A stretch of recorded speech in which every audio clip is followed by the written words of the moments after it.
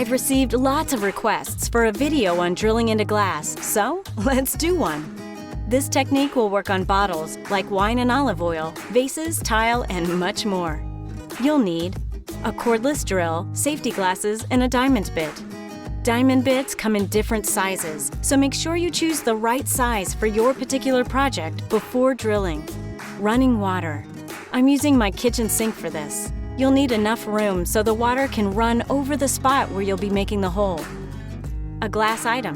I'll be making a hole in this glass light fixture cover. First, wear those safety glasses. Run a gentle stream of water on the spot where you'll be drilling.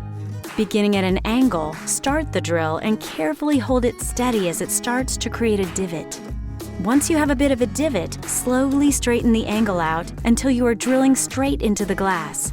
Go slow, don't apply too much pressure, and let the drill do the work.